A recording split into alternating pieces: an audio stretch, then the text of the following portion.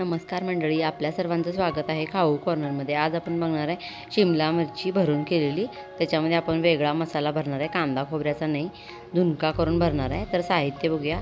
कांदा, बारीक चिरलेला कढीपत्ता, कोथिंबीर घेतलेली आहे, तिखट मीठ घेतलेलं आहे, हळद घेतलेली आहे, मोहरी घेतलेली आहे, बेसन पीठ घेतलेलं आहे आणि शेंगदाण्याचा कूट 2 चमचे घेतलेला आहे। आता झुणका करून घेण्यासाठी एका कढईमध्ये आपण तेल तापत ठेवायचं आहे।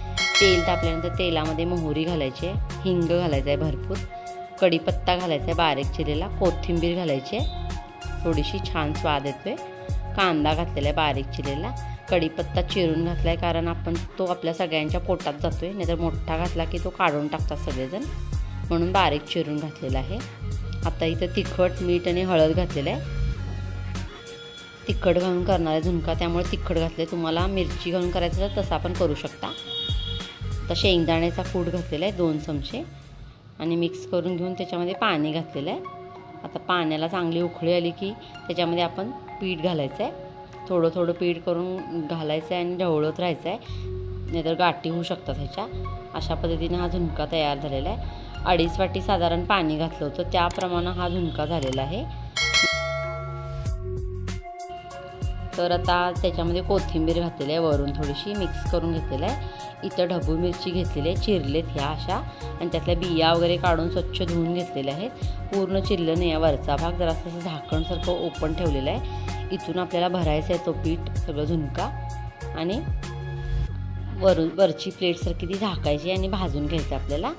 जेवढा ह्याच्यामध्ये मावेल तेवढा आपण झुणका घालून ठेवायचा आहे, भरून घ्यायचं सगळ्यामध्ये, आणि उरला तर पण आपण असाच चपातीबरोबर खाऊ शकतो।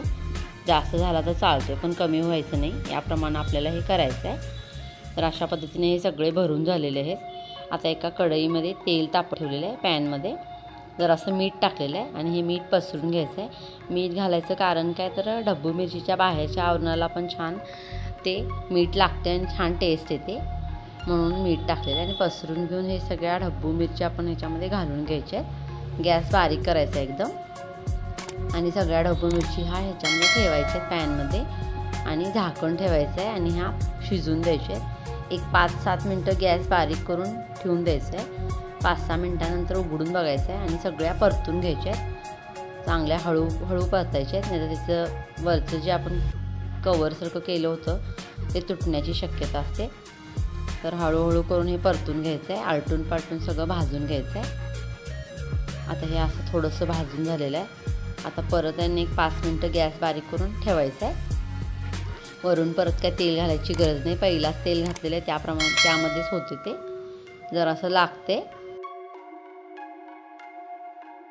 तर अशा पद्धतीने हा खरपूस अशा ढबू मिरची भाजून झालेल्या आहेत। चाकू घालून बघितलं आहे, त्याच्यामध्ये शिजलेले आहेत पूर्ण, आणि अशा पद्धतीने ह्या मस्त तयार झालेल्या आहेत ढबू मिरची भरून केलेल्या।